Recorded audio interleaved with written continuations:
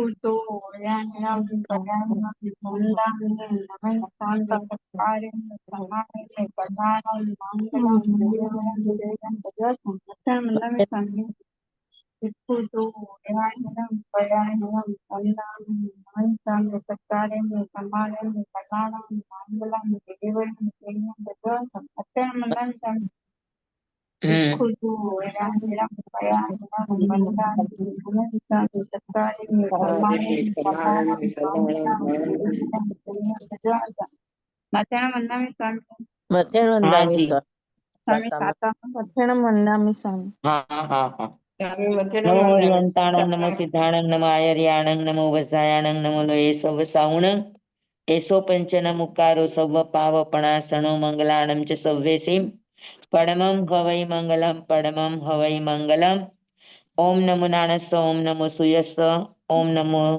सूयदेव्याय ओम नमो वायनार्यस्स ओम नमो बंभिये लेविये तीर्थंकरो गणधरो पूर्वधरो श्रुतधरो वाचनाचार्यो युग प्रधान आचार्य उपाध्याय साधु साध्वी भगवंतो जैन शासन देव जैन शासन माता आप सर्वની આજ્ઞા હો શરણો હો સંરક્ષણ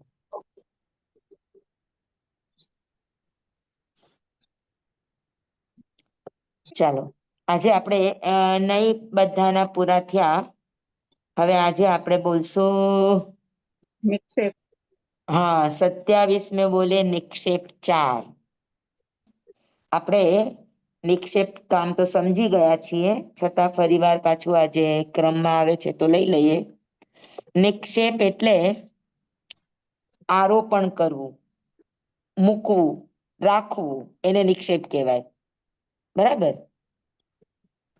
કોઈ પણ વસ્તુને ઓળખવા માટે વ્યવહાર માટે એની પરિચય માટે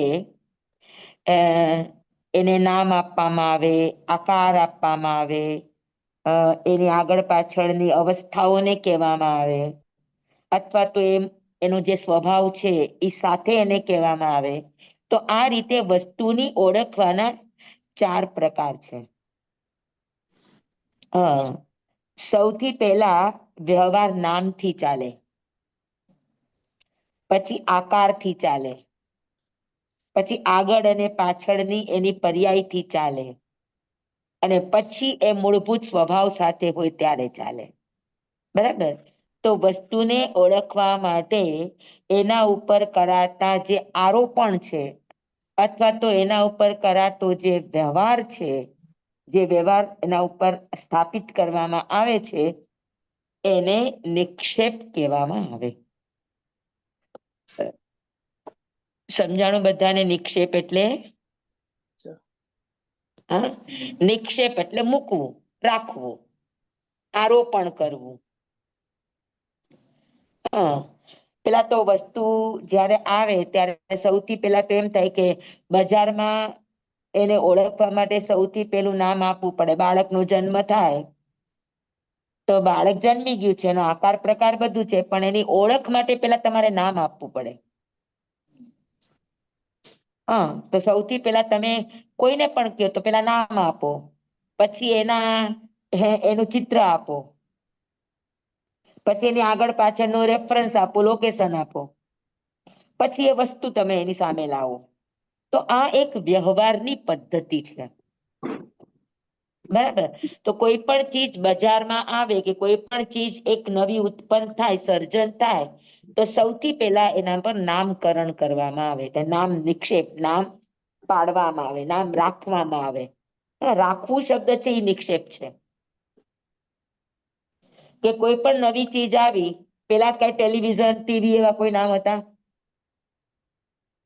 પણ પછી જેમ એ ચીજ આવી બજારમાં તો એને શું નામ આપવાનું તો દરેક વૈજ્ઞાનિકોએ એના અર્થક્રિયા તેના ગુણ ઉપરથી નામ પાડ્યું ગુણ નિષ્પન્ન નામ પાડ્યું ઘણાએ જેને શોધ કરી એના નામથી એનું નામ પાડ્યું તો અલગ અલગ અલગ અલગ પ્રકારે વસ્તુને ઓળખવા માટે નામ આપવામાં આવે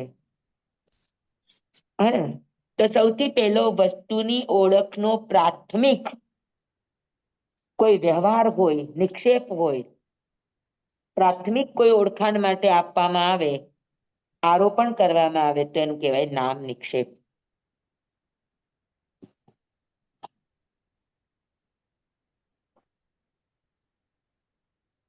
આ શું છે?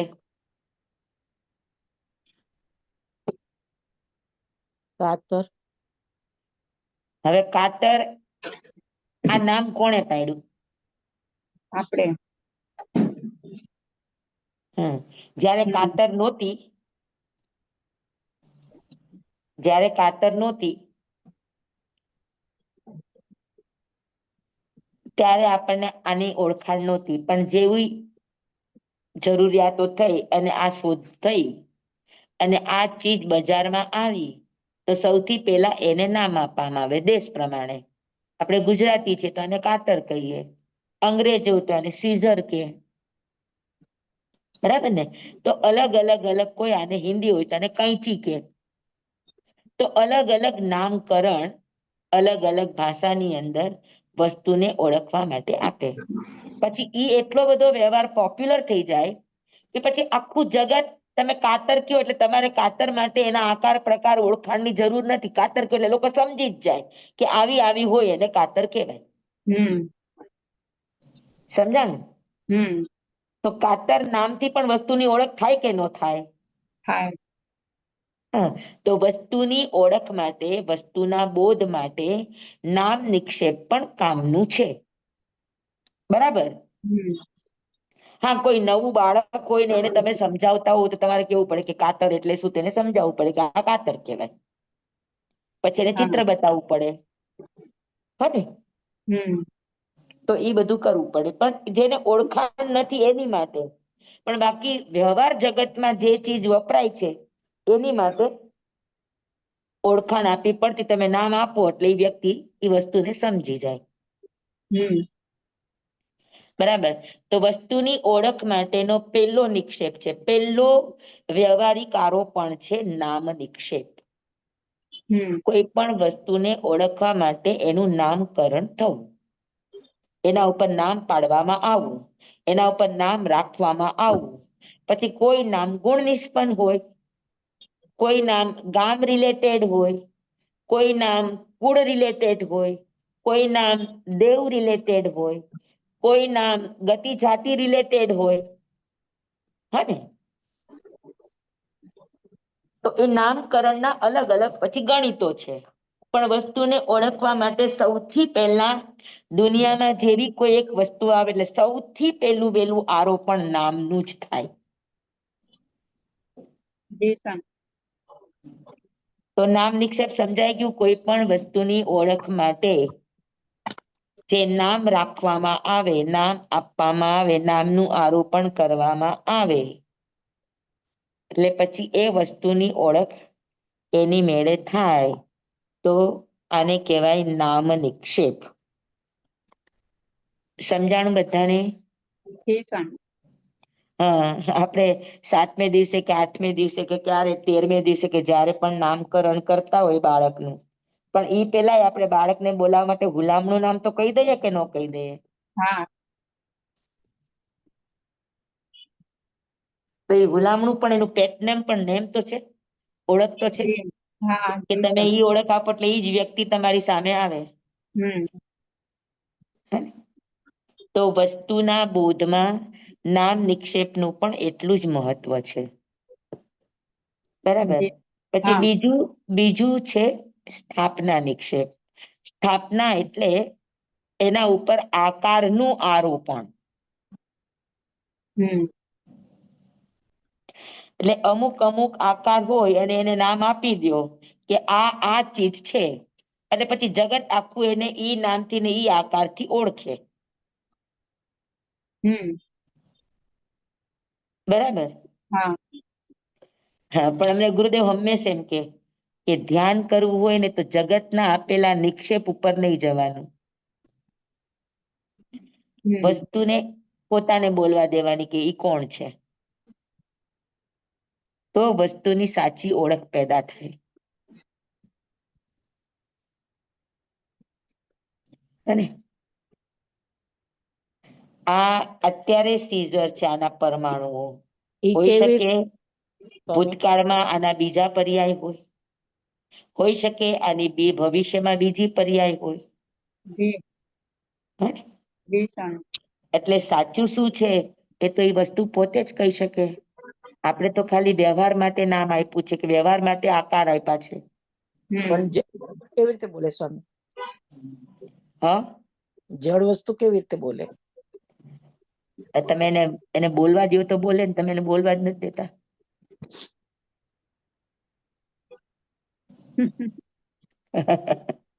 વસ્તુને જોયા કરો. વસ્તુ તમને અંદરથી સંકેત આપે. બોલે એટલે આપણે જેમ હું બોલું છું એમ ન બોલે, પણ એ શું છે એનો પરિચય તમને 100% આપી શકે. કેમ કે આ પણ જ્ઞેય છે. જ્ઞેયનો અર્થ છે કે તમને જ્ઞાન જગાડે જગાડે જગાડે જગાડે. એ તમારી અંદર એનો પરિચય જગાડે જગાડે જગાડે જગાડે. 100%ની વાત છે, કારણ કે એ જ્ઞેય છે.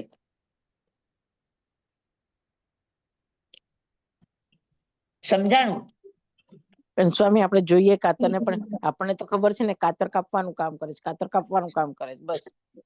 પણ એ તો વ્યવહાર જગતનું છે ના. ઓરિજિનલ નામ શું છે એ કેમ ખબર પડે?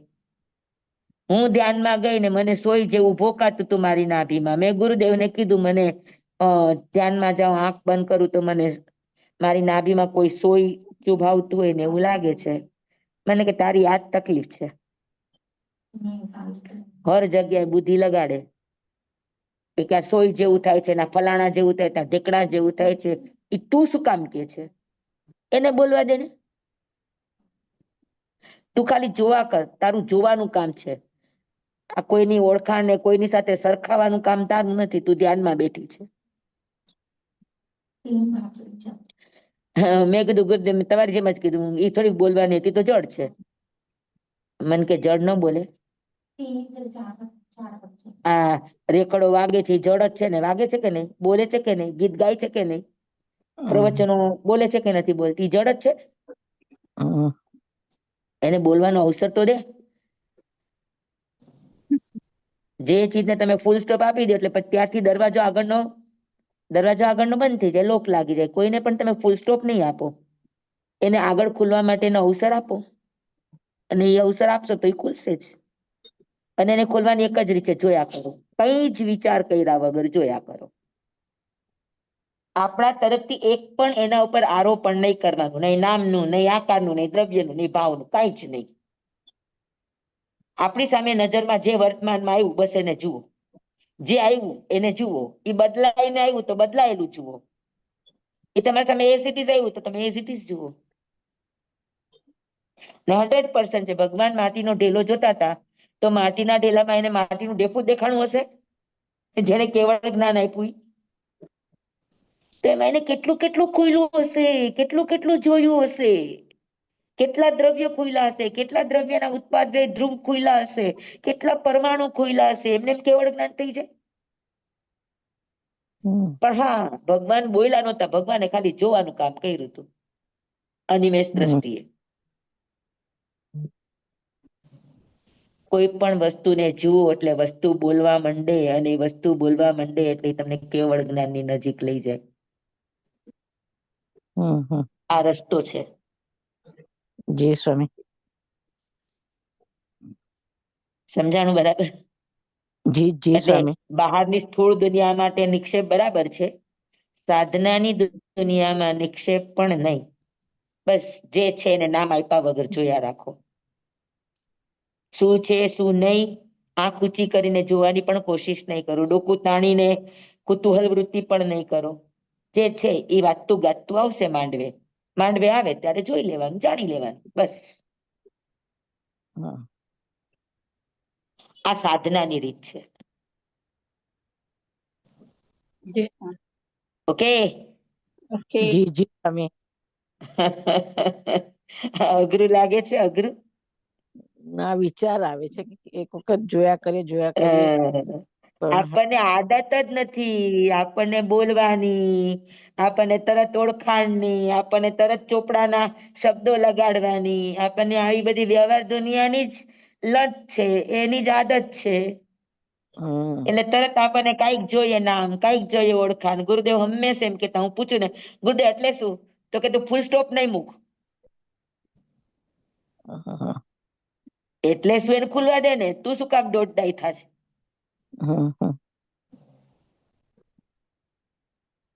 હે ને? તો હમ આ હકીકત છે. ગુરુદેવ ત્યારે કહેતા, પણ મને માથામાં બેસતું નહીં.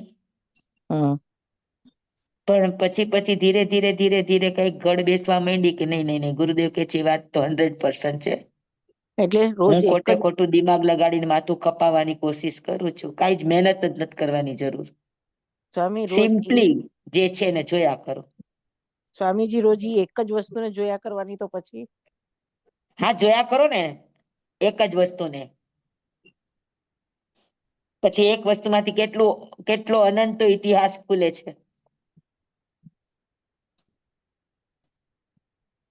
હમ હા, આપણે પૂર્વ અવસરમાં કહીએ છીએ ને, જે પદ શ્રી સર્વજ્ઞ દીઠું જ્ઞાનમાં હમ કહી શક્યા નહીં, પણ તે શ્રી ભગવાન જો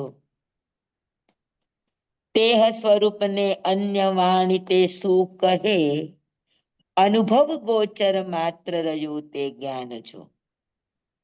હમ હા, જે પદ શ્રી સર્વજ્ઞ દીઠું જ્ઞાનમાં, સર્વજ્ઞ જે પણ જ્ઞાનમાં જોયું, હમ અને ઈ જોયેલી વસ્તુને જ અગર કહેવા બેસે પૂરેપૂરું ના થશે. તો પૂરેપૂરું કહી શકતા નથી. કહી શકે. એટલું અંદર સમાયેલું છે. હમ કેવા બેસે તો કહેનારનું પણ આયુષ્ય પૂરું થઈ જાય, અને સાંભળનારનું આયુષ્ય પણ પૂરું થઈ જાય, વાત અધૂરી રહી જાય. હમ એટલી એની પર્યાયો છે. એટલો એનો વિસ્તાર છે. હમ સ્વામી, હા, તો પછી આપણે આ જે સાધનાનો માર્ગ અને પ્રેક્ટિકલ લાઈફનો માર્ગ તો પછી બહુ અલગ પડી જાય એવું થઈ જાય. અત્યારે પ્રેક્ટિકલ કેવું છે કે બધા એમ કે હા તમે જુઓ, જાણો, શીખો, અને આવા બધા સોશિયલ મીડિયા એમાંથી આટલું, એટલે એ તો ચલો ઠીક છે, બધું બહારના જગતનું જ છે. પણ કોઈ બી ફિલ્ડમાં એમ કે ને કે તમે જાણો, એમાં ઊંડા ઉતરો, એને સમજો, એની માટે સવાલ પૂછો, જિજ્ઞાસા રાખો, તો પછી ને આ બહુ અલગ ન પડે પ્રેક્ટિકલ ના ને ના ના, આ? સવાલ પૂછો, જિજ્ઞાસા કરો, એની ના નહીં. તો હા, પછી સવાલ પૂછો. તમારી સામે જે વસ્તુ આવી છે તમને સમજાતી નથી, તો તમે પૂછો પ્રશ્ન, એની પણ ના નથી. પણ જિજ્ઞાસાના માટે, કુતૂહલ માટે નહીં. અચ્છા. સમજાણું? હા હા. વસ્તુને તમે જાણવા માંગો છો, તમે ખાલી જાણકારી ભેગી કરીને વિદવતા જ ભેગી કરશો તો એનાથી શું મતલબ છે એ કયો? અચ્છા અચ્છા. ને એટલે હમણાં આપે કહ્યું ને કે સાધનામાં હવે સમજો કોઈ વસ્તુ છે તો એને જાણ્યા કરો, જોયા કરો, એને સવાલ નહીં પૂછો કે એની હા, તો મેળે સવાલ ખુલવા નહીં દો. પૂછો ને, તમે જાણ્યા કરો ને જોયા કરો. અગર તમે સાધનામાં છો તો તમને સવાલ પૂછવાનો પણ અધિકાર નથી. તમે અત્યારે મારી સામે ભણી રહ્યા છો તો તમે મને 10 નહીં 1000 સવાલ કરો, હા. કારણ કે તમે અભ્યાસ કરી રહ્યા છો. અચ્છા. પણ તમે જયારે સાધનામાં બેઠા છો ત્યારે સવાલ નહીં કરો. ત્યારે તમે જે તમને લેસન આપ્યું છે એ પ્રમાણે તમે જોયા કરો, જાણ્યા કરો, બસ. વસ્તુને વસ્તુની રીતે બોલવા દ્યો. Okay okay. હે ને? જેમ તમે પ્રશ્ન કરી શકો કે વસ્તુ બોલે તો કેવી રીતે બોલે, તો એ હા પ્રશ્ન હા. તમે કરી શકો. એ જે ધ્યાનમાં ગયા છે એને ખબર છે કે વસ્તુ કઈ રીતે બોલે. અચ્છા અચ્છા. વસ્તુ શબ્દ રૂપે બોલે જેવું જરૂરી નથી. હા હા હા હા. પણ વસ્તુ અચ્છા શું છે એ તમારા મનમાં સંકેત અને તમારા મનમાં એ ક્લિક જગાડી દેશે 100%. અચ્છા. એટલે આમ થોડુંક આપણે એમ કહી શકીએ કે આ જે સાધનાનો માર્ગ ને જે પ્રેક્ટિકલ અત્યારે લાઈફ જીવીએ છે માર્ગ અલગ પડે છે એમ. આ પણ સાધના છે, એ નિશ્ચય છે. આપણે અચ્છા. અત્યારે ભણીએ છીએ એ વ્યવહાર છે. વ્યવહાર છે. હા, એ બરાબર. યસ, હવે એકદમ બરાબર બેસી ગયું સ્વામી. Thank you. હે ને? વ્યવહાર હા. થી આપણે બધું શીખો, બધું જ ભણો, બધું જ જાણો. નિશ્ચયની હા, વાત છે હવે પછી અને ત્યારે. નિશ્ચયમાં જયારે તમે બધું જાણ્યા જોયા પછી તમે જયારે હમ. જોવા બેઠા છો ત્યારે જોયા કરો, બસ. તમે ઓકે. જાણેલું હશે તો જોયા પછી તમને કદાચ ખબર પડે કે તમે ક્યાં પહોંચ્યા છો. હમ હમ હમ હમ. હાજી. હે ને? એટલે જાણપણું પણ એવું મેળવો કે જે તમને તમારા નિશ્ચયમાં ઉપયોગી બને. બરાબર. તમે આજે જાણ્યું કે જ્યારે સાધનામાં બેસા હોય ત્યારે આપણે કોઈ પ્રશ્ન નહીં કરવાનો, માત્ર જોયા કરવાનું છે. એને કોઈ પણ દુનિયાના વ્યવહારના કોઈ પણ નામ, આકાર, પ્રકાર કાંઈ જ નહીં આપો. તો તમે આજે બરાબર. ભણ્યા છો તો તમે જ્યારે ધ્યાનમાં બેસો ત્યારે તમે ઈ નોલેજ ને પ્રેક્ટિકલમાં લાવો એમ. ત્યારે તમે જોયા કરજો. અને જોયા કર્યા પછી અંદર ક્લિક થાય તો ત્યારે તમને પણ ક્લિક થશે, સુધાભાઈ સ્વામી કહેતા હતા કે વસ્તુ બોલે છે. Okay okay. હાજી હે ને? સ્વામી, ખ્યાલ પણ એ આવી ગયો. પ્રેક્ટિકલમાં જશું ત્યારે આપણને થશે. એટલે સાધનાનો માર્ગ વ્યવહારના માર્ગથી તદ્દન નોખો છે. હા, એટલે વ્યવહારમાં તમને ન સમજાય તો 1000 વાર પ્રશ્ન કરો. બરાબર. પણ જ્યારે નિશ્ચયના ઘરમાં બેઠા છો ત્યારે માત્ર જ્ઞાતા દ્રષ્ટા સિવાય કાંઈ નહીં કરો. અચ્છા. હા, બસ હવે ક્લિયર થઈ ગયું સ્વામી. Thank you. હા, બરાબર. હાજી સ્વામી. તો જી આ સ્વામી. નિક્ષેપ છે એ વ્યવહાર માટે છે, વસ્તુની ઓળખ માટે છે. બરાબર. તો નામ નિક્ષેપ થયું, પછી સ્થાપના નિક્ષેપ એટલે આકાર કોઈ પણ વસ્તુનો. આકાર, પ્રકાર, વર્ણ, ગંધ, રસ, રૂપ. તો એ બધું જ એના સ્થાપના નિક્ષેપમાં આવે. પછી આકાર પ્રકાર ન હોય પણ કોઈ પણ વસ્તુને તમે જે તે નામ આપી દીધું તો પણ એના પર સ્થાપના કરી એટલે પછી એ વસ્તુ ઈ જ ગણાય. હવે પુસ્તક જ્ઞાન નથી, પણ છતાં આપણે સ્થાપના કરી છે કે ભાઈ આ જ્ઞાન છે, તો પછી એ જ્ઞાન તરીકે જ લેખાય, પછી તો એનો દુરુપયોગ ન કરાય. છે ને? બરાબર થયું નામ સ્થાપના. પછી દ્રવ્ય નિક્ષેપ એટલે વસ્તુની કા પૂર્વ ભૂમિકા અને વસ્તુની કા પશ્ચાત ભૂમિકા, એને દ્રવ્ય નિક્ષેપ કહેવાય. કા ભવિષ્યની અપેક્ષાએ કથન કરવું, યા ભૂતકાળની અપેક્ષાએ કથન. જેમ કે ઠીકરી પડી છે તો આ માટલું હતું. બરાબર. ચૈત્ર સુધી તેરસ આવે તો ભગવાન મહાવીર સ્વામી નો જન્મ થયો હતો આટલા વર્ષ પહેલા. બરાબર. તો ભૂતકાળ ઉપરથી વર્તમાનમાં કથન કરવું અથવા તો ભવિષ્ય ઉપરથી વર્તમાનમાં કથન કરવું, આ દ્રવ્ય નિક્ષેપનું કામ છે. કોઈ યુવરાજને જુએ, રાજકુમારને જુએ તો એને રાજા તરીકે કથન કરે, એ ભાવિ નિક્ષેપની અપેક્ષા કે ભવિષ્યના આ રાજા છે. વર્તમાનમાં રાજા નથી પણ ભવિષ્યમાં આ રાજા થશે, કારણ કે અત્યારે યુવરાજ પદ ઉપર છે. તો યુવરાજમાં રાજાને જોવો, આ દ્રવ્ય નિક્ષેપ છે.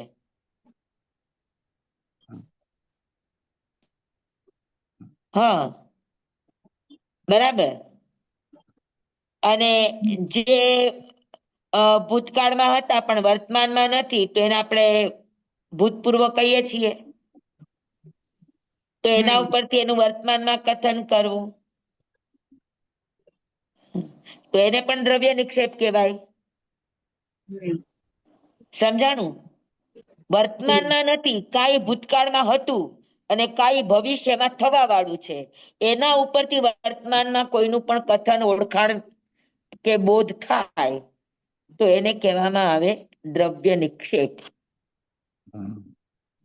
અને ભાવ નિક્ષેપ નો અર્થ છે કે વર્તમાનમાં એ વસ્તુ એ રૂપમાં હોય, રાજા રાજાના રૂપમાં હોય તો એને રાજા તરીકે સ્વીકારે કે આ રાજા છે. ભાવ નિક્ષેપની અપેક્ષા એ વર્તમાનમાં છે. બરાબર. એની ભૂત પણ નથી ને ભવિષ્ય પર્યાય પણ નથી, પણ વર્તમાનમાં ઓલરેડી છે. વસ્તુ એ સ્વભાવે હોય અને એનાથી એનો જે બોધ થાય એને કહેવાય ભાવ નિક્ષેપ. સમજાય ગયું? બરાબર. હવે હું કહું કે ભાઈ આ અમારું મીન્સ આ રીતે વાંચણી ચાલે છે, આ મારું વાંચણીનું આખું મંડળ છે, આ લોકો આટલા લોકો લાભ લે છે. તો લાભ લે છે અત્યારે તમે લઈ રહ્યા છો તો એ ભાવ નિક્ષેપ છે. પણ હું હા. કોઈને વાત કરતી હોઉં કે ભાઈ આ રીતે એ લોકો 3 થી 4 લે છે, હું સવારે કોઈને વાત કરતી હોઉં, રાત્રે કોઈને વાત કરતી હોઉં કે ભાઈ આ રીતે આખું એક મંડળ છે ને આ રીતે એ લોકો વાંચણી લઈ રહ્યા છે ને વાંચણીનું અમારું આ રીતે ચાલી રહ્યું છે. તો ઈ જે તમારી ઓળખ હું આપું છું તો એ કયો નિક્ષેપ? દ્રવ્ય નિક્ષેપ. એ દ્રવ્ય. પણ અત્યારે જ તમારી ઓળખ અત્યારે કોઈ આવ્યા ને હું કહું કે જુઓ આ અમારું વાંચણી ગ્રુપ છે અને અમે આ રીતે 3 થી 4 વાંચણી લઈએ છીએ, તો આ અત્યારે આપણું શું કહેવાય? નામ ભાવ નિક્ષેપ. સમજાણું બરાબર? જી સર. દ્રવ્ય નિક્ષેપ અને ભાવ નિક્ષેપ. ભાવ નિક્ષેપમાં એ વસ્તુ ઓલરેડી તમારી સામે હાજર છે એ રૂપે, હા. અને તમે જે જાણો છો. બરાબર છે? આવું બધામાં જ આવે. ખાનમાં, પીનમાં, હરવામાં, ફરવામાં, પહેરવામાં, ઓઢવામાં, હરેક વસ્તુ. તમે ભૂતકાળની અપેક્ષા એ કીધી તો દ્રવ્ય, અને વર્તમાનમાં છે અને તમે કીધી તો એ ભાવ નિક્ષેપ છે. સ્વામી હા સ્વામી મહાવીર સ્વામી કહેશું તો એ દ્રવ્ય નિક્ષેપ થઈ જશે, હા. અને સિદ્ધ કહેશું તો એ ભાવ નિક્ષેપ થઈ જશે. તીર્થંકર કહેશો તો પણ દ્રવ્ય નિક્ષેપ છે. અત્યારે તીર્થંકર છે નહીં. હા હા. હા, તમે કહેશો સિદ્ધાનંદ રૂપે છે તો અત્યારે ભાવ નિક્ષેપ. અચ્છા. હા. મહાવીર સ્વામી અત્યારે સિદ્ધ ક્ષેત્રમાં બિરાજે છે તો ભાવ નિક્ષેપ. હા. પણ જ્યારે વર્ધમાન હતા ત્યારે એ ભવિષ્યમાં તીર્થંકર થવાના છે. હા. હા, ચવન કલ્યાણક, જન્મ કલ્યાણક, દીક્ષા કલ્યાણક, આ 3 કલ્યાણક તીર્થંકરના 64 ઇન્દ્રો ઉજવે છે. કયા નિક્ષેપને લઈને? દ્રવ્ય નિક્ષેપ. હા, સમજાણું? હા. પછી કેવળ જ્ઞાન થયા પછી નિર્વાણ થાય ત્યાં સુધી ઉજવે એ બધા ભાવ નિક્ષેપ તીર્થંકરના. હા. અને પછી નિર્વાણ થઈ ગયા પછી એનું નિર્વાણ કલ્યાણક ઉજવે, એ પણ દ્રવ્ય નિક્ષેપ, કારણ કે તીર્થંકર હવે છે નહીં, હતા. સમજાણું તમને? સ્વામી કેવળ જ્ઞાન કેવી રીતે ભાવ નિક્ષેપમાં આવે? કેવળ કેવળ જ્ઞાન કલ્યાણ. જેવા થાય એટલે તીર્થંકરની પદવીનો ઉદય થાય. અચ્છા. તો જ્યાં સુધી એ નિર્વાણ ન પામે ત્યાં સુધી તીર્થંકરની પદવી ઉદયમાં હોય. તો ત્યારે ઈ ખરેખર વાસ્તવમાં તીર્થંકર છે. જ્યાં સુધી કેવળ જ્ઞાન ન થાય ત્યાં સુધી દ્રવ્ય નિક્ષેપથી તેને તીર્થંકર કહી શકાય. ભાવ નિક્ષેપે જ્યારે કેવળ જ્ઞાન થાય ત્યારે જ, જ્યારે તીર્થની સ્થાપના કરે ત્યારે જ એને તીર્થંકર કહેવાય. અને નિર્વાણ થઈ ગયા તો પછી એ તીર્થંકર પદવી પૂરી થઈ ગઈ, મોક્ષે પધારી ગયા, સિદ્ધ થઈ ગયા. એટલે પાછું ઈ દ્રવ્ય નિક્ષેપમાં આવી ગયા. સમજાણું બરાબર? મહાવીર સ્વામીનું તીર્થંકર તરીકે અત્યારે વર્ણન કરવું આ દ્રવ્ય નિક્ષેપ છે. કા નામ નિક્ષેપ હોય, કા સ્થાપના, કા દ્રવ્ય. ભાવ નિક્ષેપ નથી. ભાવ નિક્ષેપ જ્યારે ભગવાન વિચરતા હતા ત્યારે હતો. બરાબર? અત્યારે તો બધું તેણમ કાલેણમ તેણમ સમયેણમ, તે કાળ ને તે સમય. તો કોઈ પણ વસ્તુની ઓળખાણ આપવા માટે આપણે ભૂતકાળમાં જઈએ, ભવિષ્યમાં જઈએ, તે કાળે આમ હતું, આમ હતું, આમ હતું, ભવિષ્યમાં આમ થશે, આમ થશે, આમ થશે. તો એ જે કંઈ પણ પદાર્થનો આપણે ઓળખ આપે છે એ બધો જ દ્રવ્ય નિક્ષેપની અંતર્ગત ગણાય. પાકું? બધાને 4 નિક્ષેપ સમજાઈ ગયા? નામ, સ્થાપના, દ્રવ્ય અને ભાવ.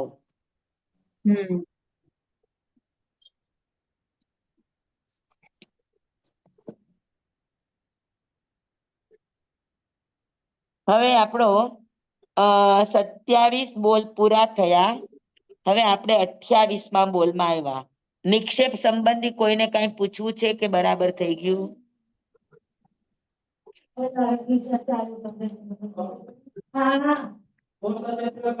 બરાબર થઈ ગયું. હા, થઈ ગયું બરાબર. નિક્ષેપ બધાને સમજાઈ ગયું? જી સ્વામી. દક્ષા સમજાઈ ગયું તને? હવાલા કંપની કેટલા દિવસે ક્લાસમાં આવી? બધાને સમજાઈ ગયું? જી સ્વામી. Okay fine. તો હવે આપણે આગળના બોલમાં જઈએ છીએ. હા. 28મો બોલ સંકિત 5. આ પણ આપણે શીખી ગયા છે, ખાલી એક વખત ફરી પાછું રિવાઇઝ કરી લઈએ. સંકિત એટલે શું? હવે મને સાચો જવાબ આપજો, મેં ભણાવ્યું છે એ રીતે.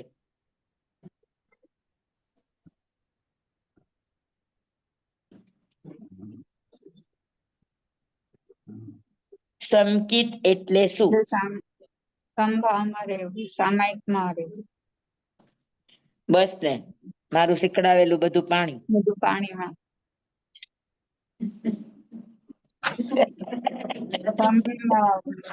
આપણી તો જે ધારણાઓ બેઠી છે એ બેઠેલી જ રે, કાંઈ પછી બદલાય નહીં નવું શીખો તો. હા, સચિત સ્વામી. એવું છે. સંકિત એટલે શું કયો જોઈ?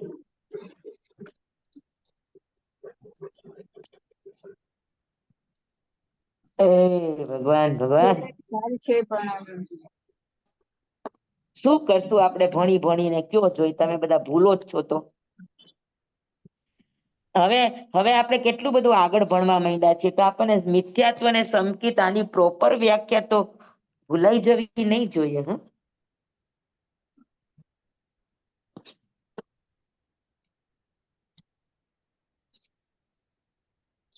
સંકિત એટલે સ્વામી આપણે જે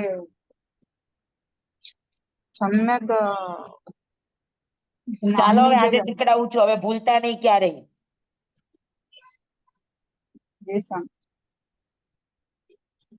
ને હવે ભૂલ્યા છે તો પછી મારી વાત ની બંધ કરી દેવી પડશે. ના સ્વામી, એમ નહીં કરતા. બીજું કઈ પ્રાયોરિટી આપજો, આ નહીં આપ. હા,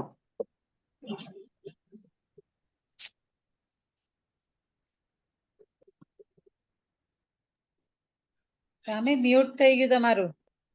કર્યું છે એમ.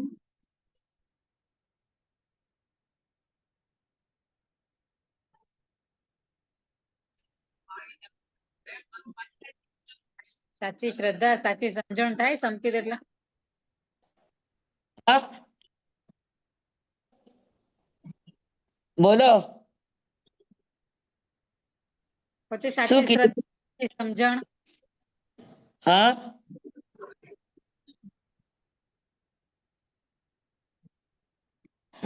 ચાલો આજે હવે તમને અત્યાર સુધી તમને અલગ અલગ ઘણી રીતે સમજાવ્યું. આજે એકદમ પરફેક્ટ રીતે સમજાવું છું કે સંકિત એટલે શું.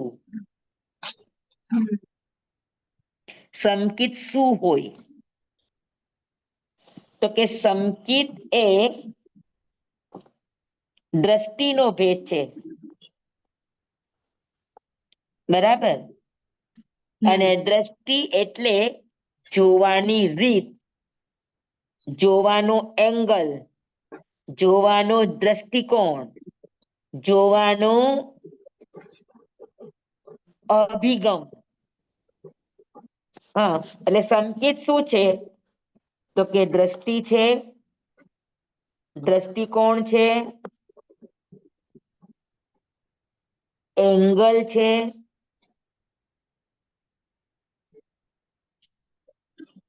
રીત છે,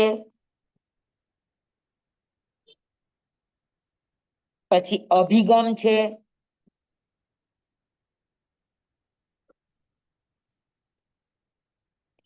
પછી નજરિયો છે,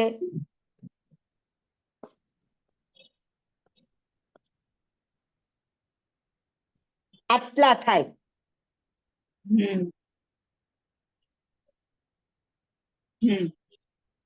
હવે આ બધા ત્રણ પ્રકારના છે, સંકેત, મિથ્યાત્વ અને મિશ્ર. એમાં આગળ કયો શબ્દ લગાડો તો સંકેત, આગળ કયો શબ્દ લગાડો તો મિથ્યાત્વ, આગળ કયો શબ્દ લગાડો તો મિશ્ર.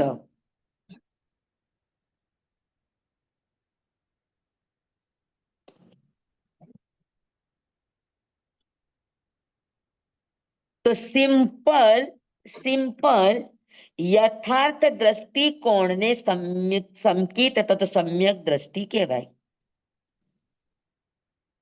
સંકિત એટલે સમ્યક દ્રષ્ટિની વાત છે. સંકિત એટલે જોવાની રીત. અને યથાર્થ જોવાની રીતને, યથાર્થ એંગલને, યથાર્થ અભિગમને, યથાર્થ નજરિયાને, યથાર્થ દ્રષ્ટિને સંકિત દ્રષ્ટિ કહેવામાં આવે. આ એક સિમ્પલ નોર્મલ વ્યાખ્યા. હજુ આપણે આનું ઊંડાણ કરશું. બધા સાંભળો છો ને બરાબર? હા સ્વામી. જી સ્વામી. હા.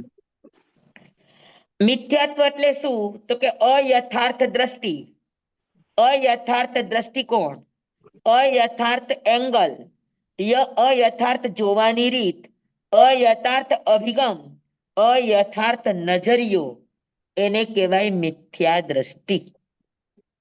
સમજાણું? હા.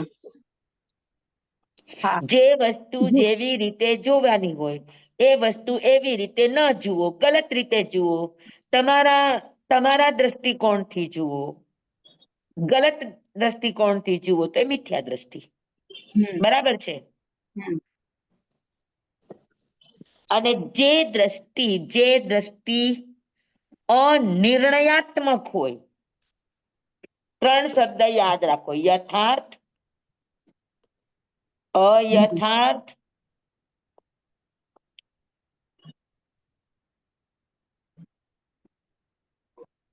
અને અનિર્ણયાત્મક, અનિશ્ચયાત્મક અથવા તો અનિર્ણયાત્મક.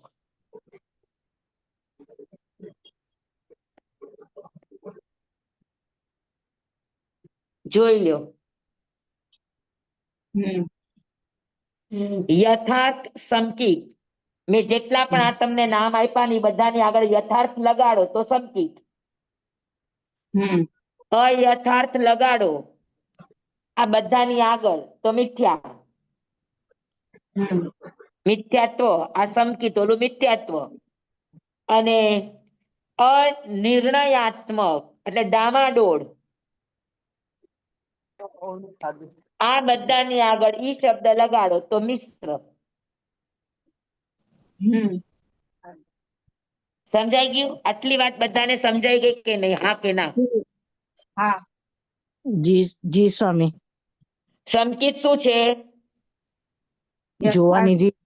દ્રષ્ટિકોણ. દ્રષ્ટિ. યથાર્થ દ્રષ્ટિકોણ. હા, એટલે પાક્કું મગજમાં લખી લ્યો. સંકિત શું છે? તો કે દ્રષ્ટિ છે. સંકિત શું છે? તો કે જોવાની રીત છે. સંકિત શું છે? તો કે દ્રષ્ટિકોણ છે. સંકિત શું છે? તો કે અભિગમ છે. અભિગમ છે. સંકિત શું છે? તો કે નજરિયો છે. રીત છે. સંકિત શું છે? તો કે એટીટ્યુડ છે. તમે કયા નજરિયાથી જુઓ છો? હા, ઇંગ્લિશમાં એને એટીટ્યુડ કહો, નજરિયો.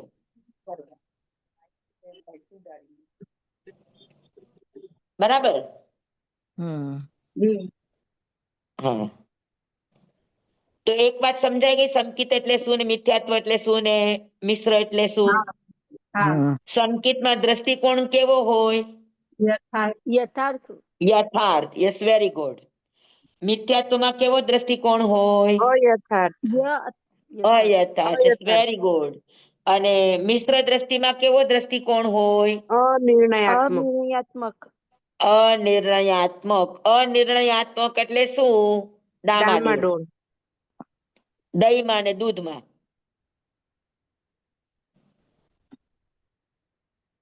બરાબર? હા. પાકું? જી સ્વામી. આટલી વાત સમજાઈ ગઈ? હવે જ્યારે પૂછું ત્યારે સંકિત એટલે સંભાવ ને સંકિત એટલે સામાયિક ને એવા ગોટા નહીં મારતા. જી સ્વામી. કોઈ પણ વસ્તુની આપણને પ્રોપર ઓળખ આવડવી જોઈએ. અને આટલું શીખ્યા પછી હવે તમારી પાસે હું એવા જ જવાબની અપેક્ષા રાખું.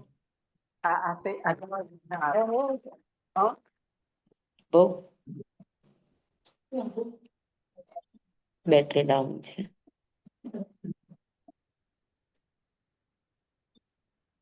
સમજાય ગઈ બરાબર? હવે આગળ વધવું. જી હા. જી સ્વામી. હવે બીજું, આપણા આગમની દ્રષ્ટિએ કેવી રીતે એનું વર્ણન થાય, અને પછી વ્યવહારની દ્રષ્ટિએ શું કહેવાય. 3 રીતે વાત કરું છું. આ જનરલ સામાન્ય રીતે, એટલે આપણને એટલું સમજાઈ ગયું કે સંકિત કહો, મિથ્યાત્વ કહો કે મિશ્ર કહો, આ એક જોવાની પદ્ધતિ છે.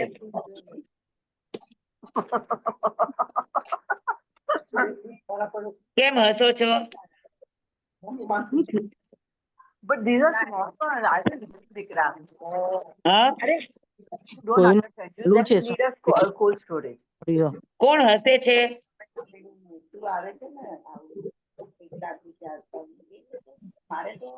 સ્વામી કોઈનું માઇક છે ને આ આઈફોન કોણ છે? દર્શનાબેન શાહ.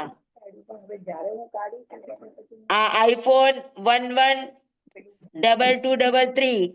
એ તો હું છું સ્વામી, વિભા. વિભાબેન છે, વિભાબેન. હા, તો અવાજ તમારે ત્યાંથી નથી ને? ના ના, હું તો સવારના, મારે તો 5:15 વાગ્યા સવારના. હા, તો અહીંયા બીજું નીચે દર્શનાબેન શાહ હતા એક ખુલ્લા. નીતાબેન નું ખુલ્લું છે, નીતાબેન નું. નીતાબેન. હા, માઇક ખુલ્લું રાખો. ઈ તમારા આજુબાજુના વાતાવરણના તમે જવાબદાર છો. અવાજ તમે કોઈની પણ સાથે વચ્ચે વચ્ચે વાતો કરો તો માઇક બંધ રાખવાનું.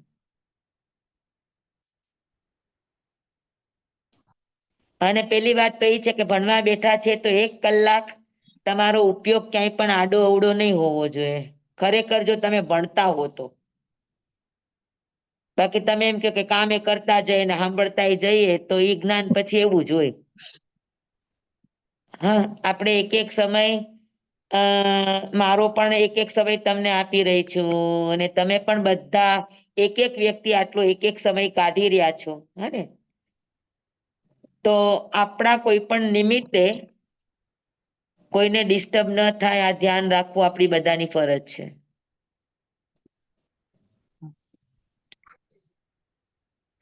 ઓકે?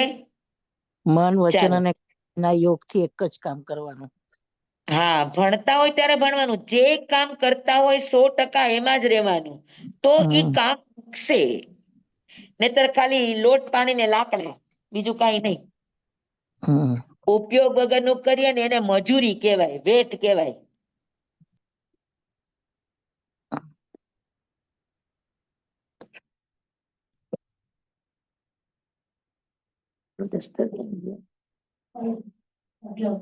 હા, હવે આપણે બીજી રીતે જોઈએ છે, આગમની રીતે. આગમની રીતે સંકિત શું છે?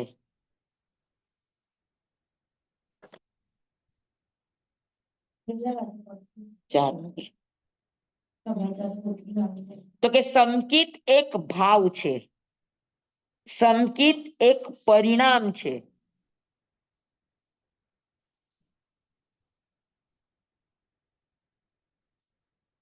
જેનો આધાર છે 7 કર્મની પ્રકૃતિ.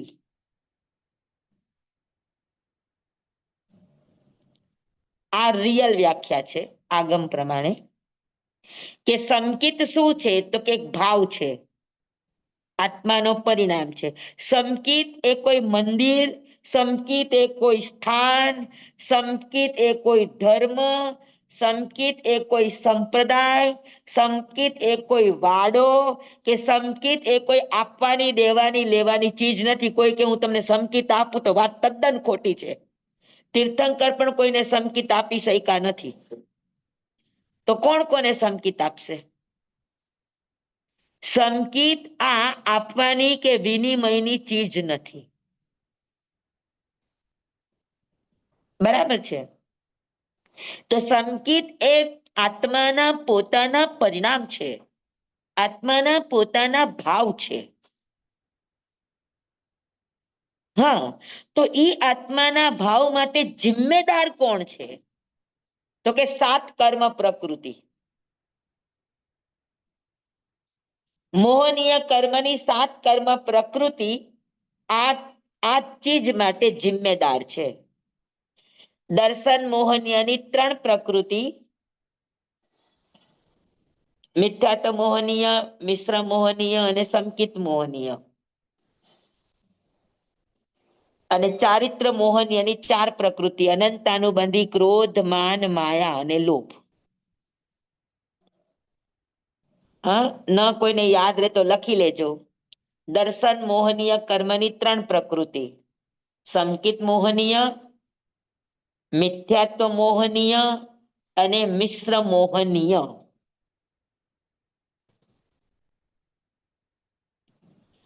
અને ચારિત્ર મોહનીય કર્મની 4 પ્રકૃતિ, અનંતાનુબંધી ક્રોધ, અનંતાનુબંધી માન, અનંતાનુબંધી માયા, અનંતાનુબંધી લોભ. કેટલી થઈ પ્રકૃતિ?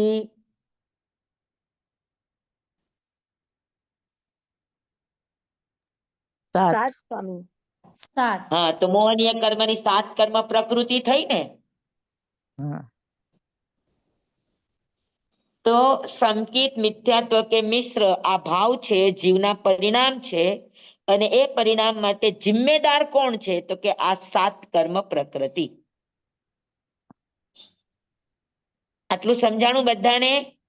એક એક સ્ટેપ તમે સમજતા જાઓ, ઓકે કરતા જાઓ એટલે હું આગળ વધતી જાઉં. સ્વામી ફરીથી હાજી. એકવાર બોલશો? દર્શન મોહનીયમાં પેલું સંકિત મોહનીય, પછી બીજું મિશ્ર મોહનીય. જો સંકિત એ આત્માના ભાવ છે, પરિણામ છે. હા, મિથ્યાત્વ એ પણ આત્માના પરિણામ જ છે, પણ એ વિભાવ પરિણામ છે, પણ છે આત્માના. બરાબર? તો એ આત્માના આ ભાવ અને પરિણામ માટે જિમ્મેદાર કોણ છે? તો કે 7 કર્મની પ્રકૃતિ. મોહનીય કર્મની 7 પ્રકૃતિ આ ભાવ માટે, આ પરિણામ માટે, આ દ્રષ્ટિ માટે જિમ્મેદાર છે. 7 પ્રકૃતિ કઈ? તો કે દર્શન દર્શન. મોહનીય કર્મની 3 પ્રકૃતિ, મિથ્યાત્વ મોહનીય, સંકિત મોહનીય અને મિશ્ર મોહનીય.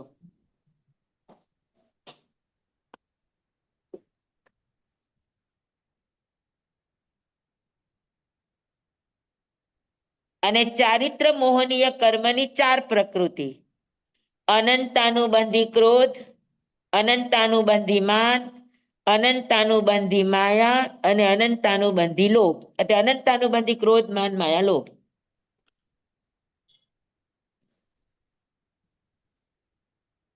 તો કેટલી થઈ? 7. 7. બરાબર ને? તો આ 7 કર્મ પ્રકૃતિ છે એ જ્યાં સુધી ઉદયમાં હોય ત્યાં સુધી જીવની દ્રષ્ટિ અયથાર્થ હોય. એને મિથ્યાત્વ કહેવાય.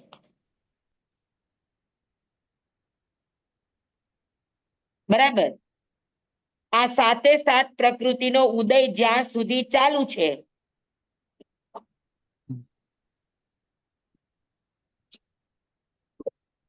ત્યાં સુધી જીવની કઈ દ્રષ્ટિ હોય? અયથાર્થ તો કે દ્રષ્ટિ. અયથાર્થ દ્રષ્ટિ હોય. અને અયથાર્થ દ્રષ્ટિ એટલે એને કહેવાય મિથ્યા દ્રષ્ટિ. હમ. પણ આ 7 પ્રકૃતિમાંથી આ 7 પ્રકૃતિ એનો ઉદય દબાઈ જાય અથવા તો ક્ષય ઉપશમ થાય. આ 7 પ્રકૃતિ દબાઈ જાય અથવા 7 પ્રકૃતિ થોડીક ક્ષય થાય, થોડીક ઉપશમ થાય અથવા તો સર્વથા ક્ષય થઈ જાય, ત્યારે જે જીવના ભાવ છે, જીવના પરિણામ છે, એ યથાર્થ પરિણામને, એ યથાર્થ દ્રષ્ટિને સંકિત દ્રષ્ટિ કહેવાય. સમજાણું? એમાં 3 પ્રકારની ક્વોલિટી હોય. કા દબાઈ જાય એટલે ઉપશમ, કા થોડો ક્ષય, થોડોક ઉપશમ એટલે સયોક્ષમ, અને કા સર્વથા ક્ષય. સમજાણું બધાને? દબાઈ જાય તો કયું કહેવાનું? સાથે સાથ દબાઈ જાય હા અથવા તો સાથે સાથ ક્ષય થઈ જાય, આ બે. અને સાથે સાથ માંથી થોડી ક્ષય થાય, થોડીક ઉપશમ થાય, એ સયોક્ષમ.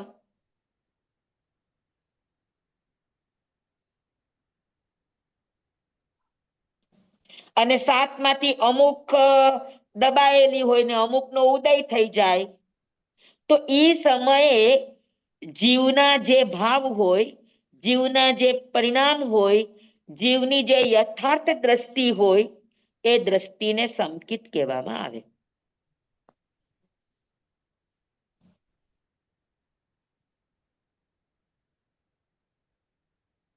એટલે દબાઈ જાય ત્યારે નહીં, ઉપશમ થાય ત્યારે નહીં, અડધું ઉપશમ થાય અડધું ત્યારે પણ નહીં. સાતમાંથી એક પ્રકૃતિનો ઉદય હોય તો ચાલે, બાકી સાતમાંથી એક પણ પ્રકૃતિનો ઉદય ન હોય. એ આપણે શીખશું હવે. પણ તમને સમજાઈ ગયું ને કે આ સાત પ્રકૃતિ આઘી પાછી થાય અને જીવના જે યથાર્થ પરિણામ થાય, ભાવ થાય, એને સંકિત કહેવાય. હવે શું થાય કેમ થાય આપણે આગળ આ બોલમાં શીખશું. પણ જિમ્મેદાર છે તો સમજાઈ ગયું તમને કે ઉદય હોય તો મિથ્યાત્વ, ઉદય ન હોય તો સંકિત. જી સ્વામી.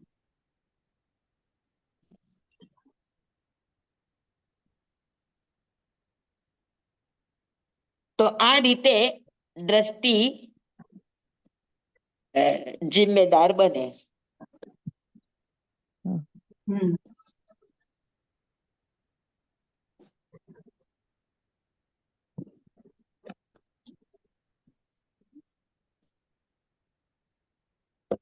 સમજાઈ ગયું બધાને? જી સ્વામી. તો આ આપણા આગમના પ્રમાણે સ્વામી, બાકી બધી પ્રકૃતિનો ઉદય ન હોય, એકમાત્ર મિશ્ર મોહનીયનો ઉદય હોય, એ સમયે જીવની અનિર્ણયાત્મક દ્રષ્ટિ હોય, તો એને મિશ્ર દ્રષ્ટિ કહેવાય.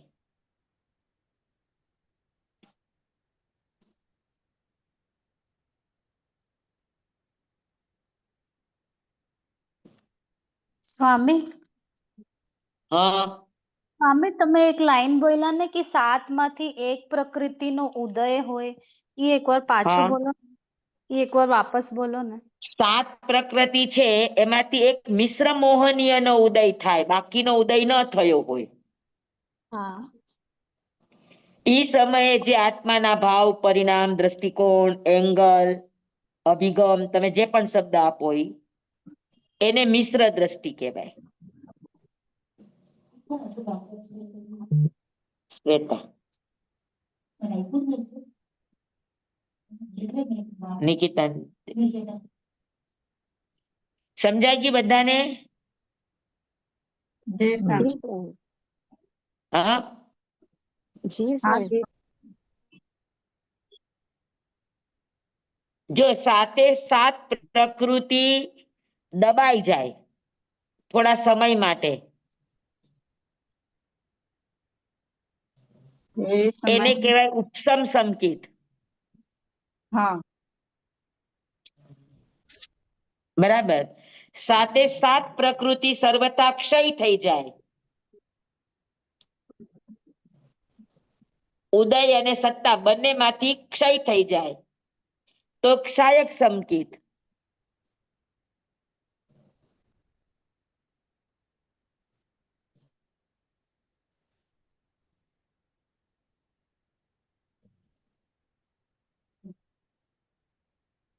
સમજાણું?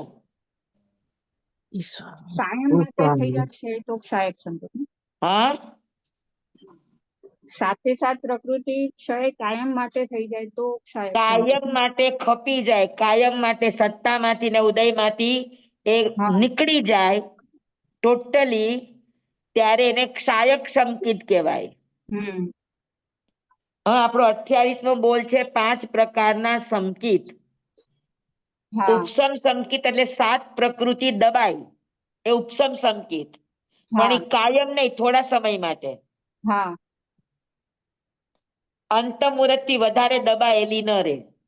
હમ 7 પ્રકૃતિ સર્વથા તમારી ખપી ગઈ તો હા ક્ષાયક સંકિત. હમ તો ફરી પાછું મિથ્યાત્વ નહીં આવે, પછી સંકિત હા સંકિત જ રહેશે. હમ 7 પ્રકૃતિમાંથી 6 પ્રકૃતિ હમ ઉદયમાં આવે એનો ક્ષય, હમ ઉદયમાં નથી આવતા એનો ઉપસમ, અને સંકિત મોહનીય 3 પ્રકૃતિ આપણે કીધી હતી ને દર્શન મોહનીયની, હા તો એમાંથી સંકિત મોહનીય નો ઉદય હોય અને બાકીની 6 પ્રકૃતિ છે એ ઉદયમાં આવે એનો ક્ષય, ઉદયમાં નથી આવતા એનો ઉપસમ, અને ઈ સમયે જીવના જે ભાવ, જે પરિણામ, જે દ્રષ્ટિ, જે જોવાની રીત એને અંદરથી જાગે એને કહેવાય સયોપસમ સંકિત.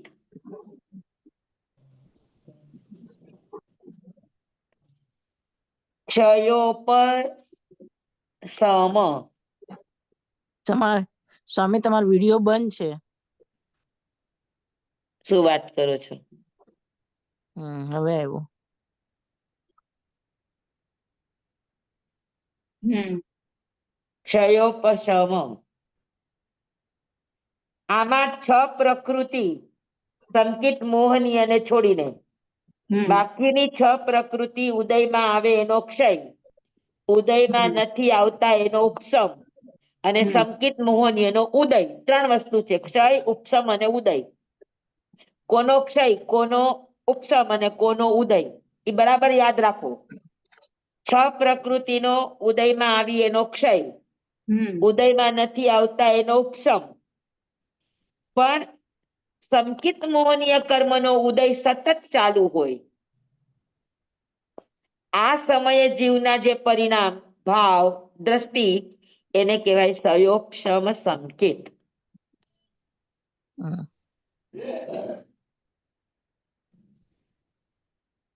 સ્વામી, સંકિત હાજી. મોહનીય કર્મ છે એનો ઉદય એટલે થોડું સમજાવશો?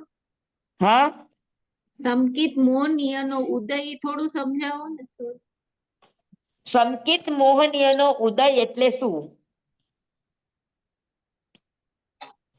જો સંકિત બરાબર છે, દેવગુરુ ધર્મની શ્રદ્ધામાં, એના પોતાના વિશ્વાસમાં, એના પોતાના આત્માના અનુભવમાં ક્યાંય જ કચાશ નથી.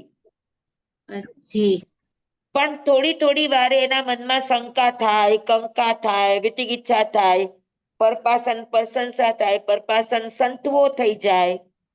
જી એ અતિચાર ઉભા થાય કોના કારણે? મોહનીય.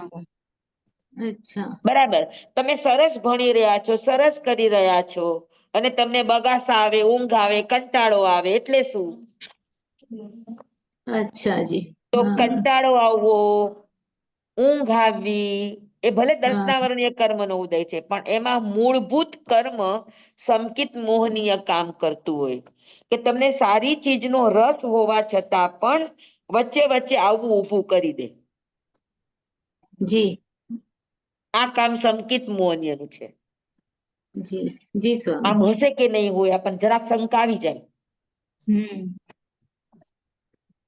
કોઈક વસ્તુની ઈચ્છા આવી જાય, ઈચ્છા જાગવી એ પણ સંકિતને ઈચ્છા ન હોય. જી વચ્ચે પ્રિન્ટ આટલી બસ, આપણે બે જણ વચ્ચે પ્રિન્ટ આટલી બસ, અને ચાલુ કરવા સ્વામી મારે અવગાનાને નાની હોય તો કેટલી લો? એકાદ વધારે રાખજે, મારા સાહેબ ની ત્રિયોગી ગણજે. મારા સાહેબ ની એક જ કીધું. તો 2 લેજો, એ કે પણ થાય. મેં કીધું મોટી, એક જ મિનિટ, એક જ મિનિટ. જી સ્વામી. એને કીધું મોટી હોય ને તો મારી એક જ ગમશે, મારી એક જ પાસે પણ મોટી હોય તો પેલા જોઈ લે, જોઈ પેલા લો તું છે એ પ્રમાણે તું લેજે. લઈ લો. તમારે નાની હોય તો મારી નાની 2, હોય, મોટી હોય તો એક. હા જોઈ લો. અને અવગાના પ્રમાણે તો પછી વધારે તો ગુડ્ડુને કહી દેવાનું, હા. કાફી હસ્તી કરી દે. હાજી. સ્વામી તમારી વાંચણી સાંભળતા સાંભળતા ઊંઘ આવી જાય તો સંકેત હા. મોહની ન થાય. હા, એટલે કંટાળો આવવો, વચ્ચે વચ્ચે આ રીતે ઉપયોગની અસ્થિરતા થઈ જવી, આ કામ સંકિત મોહનીયનું છે. એ સંકિત મોહનીય કર્મ ઉદયમાં હોય તો એ દર્શનાવરણીને લાવી દે, કંટાળાને લાવી દે, ગમે એને પણ ઉદયમાં લાવી દે.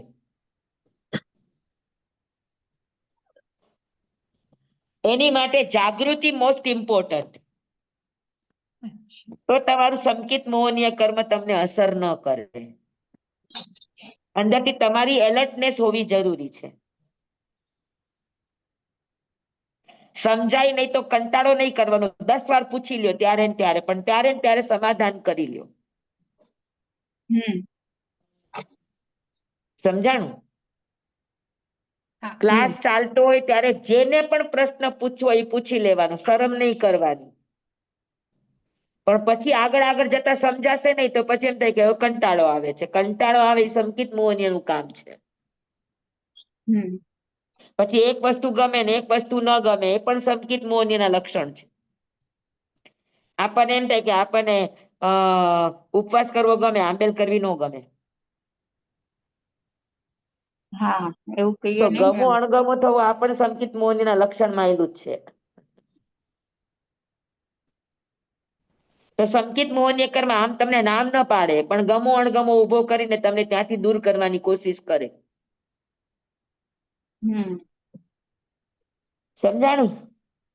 શંકા, કંખા, વિતિગિચ્છા, પરપાસન પ્રશંસા, પરપાસન સંતવો, આ બધાય લક્ષણ. પરપાસન એટલે બીજા વ્યક્તિની પ્રશંસા એવું નહીં, અન્ય ધર્મીની પ્રશંસા એવું નહીં. પરપાસન એટલે આત્મા સિવાયની વસ્તુમાં જેને રસ પડતો હોય, એ વસ્તુમાં પરિચય કરવો ગમતો હોય, તો આ બધા અતિચાર છે સંકિતના. અને આ અતિચાર આવવાનું કારણ સંકિત મોહનીય કર્મ. સમજાણું? જી સર. તો સંકિત મોહનીય કર્મ આ કામ કરે.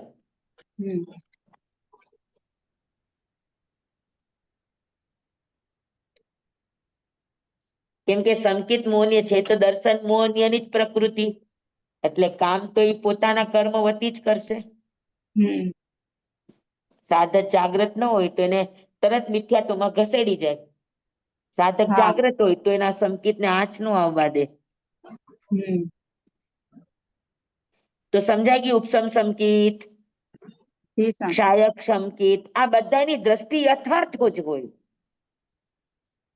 પણ ઉપસમ સંકિતમાં યથાર્થ દ્રષ્ટિ ટેમ્પરરી હોય, સહાયક સંકિતમાં પરમેનન્ટલી હોય, અને સયોક્ષમ સંકિતમાં હોય લાંબો સમય, પણ વચ્ચે વચ્ચે તમને શંકા કંકા કરી દે. ત્યાં તમારી જાગૃતિ હોવી જરૂરી છે. કે ન સમજાય તો એટલી શ્રદ્ધા તો હોવી જ જોઈએ કે ભગવાને કીધું છે એની પાછળ કઈક સત્ય હશે. આપણને નથી સમજાતી, આપણી બુદ્ધિની મર્યાદા છે. ભગવાનના કથનની મર્યાદા નથી. સમજાણું? એ વિશ્વાસ કાયમ ટકવો, તો તમને સંકિત મોહનીય તમને તમારા સંકિતથી ચલિત કરી શકે નહીં. ઓકે, આટલું સમજાઈ ગયું બધાને? જી સર. 4:15 થઈ ગયા છે. હા.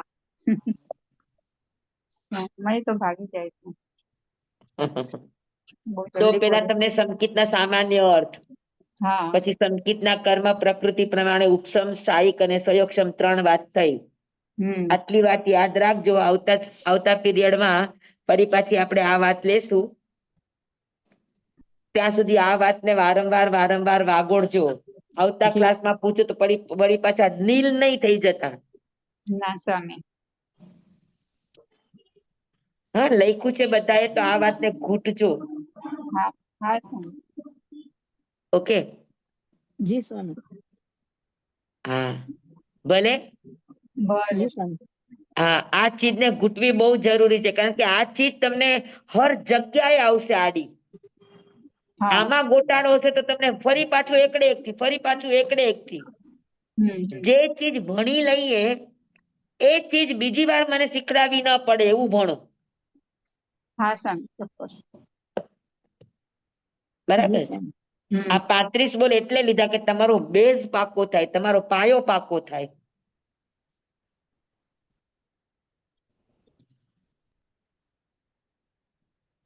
બરાબર છે. જી સ્વામી. ભલે તો આજે આટલું રાખીએ. સ્વામી ધન્યવાદ. જંબાઈદમ ખૂબ ખૂબ વચ્ચામિનમિન આભાર. કર્મચક્રમ પયાહિનમ વિનયહિનમ જોગહિનમ કોસહિનમ સુઠ્ઠું દિનમ દુઠ્ઠું પડી છે કાલે કહું સજાવું કાલે ન કહું સજાવું સજ્જાય સજ્જાયમ સજ્જાય ન સજ્જાય. ભણતા ગણતા ચિંતવતા વિચારતા સુણતા સાંભળતા જ્ઞાનીઓના અનંત અનંત ભાવો છે, અનંત અનંત પર્યાવો છે, અનંત અનંત ગમા છે, અનંત અનંત નહીં છે, અનંત અનંત નિક્ષેપ છે, અનંત અનંત રહસ્ય છે, અનંત અનંત ખુલાસાઓ છે. આમાંથી કોઈ પણ ભાવ ભેદ નહીં નિક્ષેપ ગમા રહસ્ય ખુલાસાનું સ્ખલન છદમસ્ત ભાવે મારા બોલવામાં કહેવામાં સમજાવવામાં આવ્યું હોય, આપના સાંભળવા સમજવામાં આવ્યું હોય તો અર્યંસિત કેવડી ગુરુ ભગવાન આપની સાક્ષી આત્મા પરમાત્માની સાક્ષી એ તસ્મિત છામી દુકડમ તમેવ સચ્ચમ નિસંકમ જમ જીનેહિમ પવેયમ સેવમ બનતે સેવમ બનતે સેવમ બનતે તિબ્બેમી. સ્વામી કાલે નમો સવારે હરિહંતાણંગ 7:30 નમો વાગે. સિદ્ધાણંગ નમો આયર્યાણંગ નમો વસ્તાયાણંગ નમો લોયે સવ સાહુણંગ.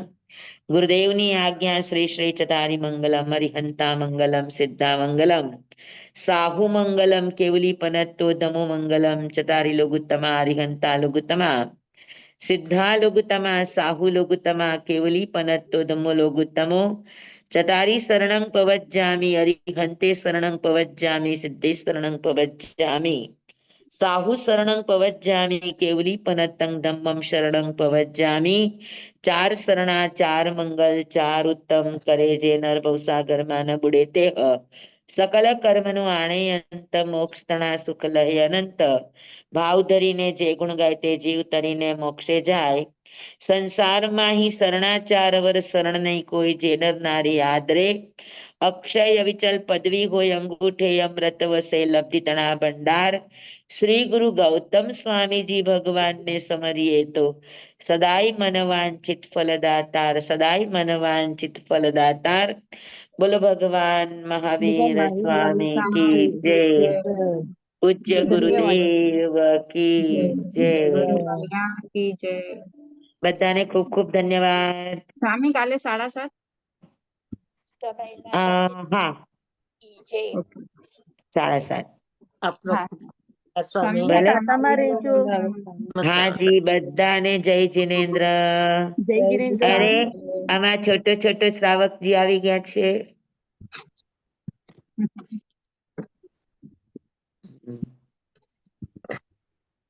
હાજી બધાને ખૂબ ખૂબ ધન્યવાદ.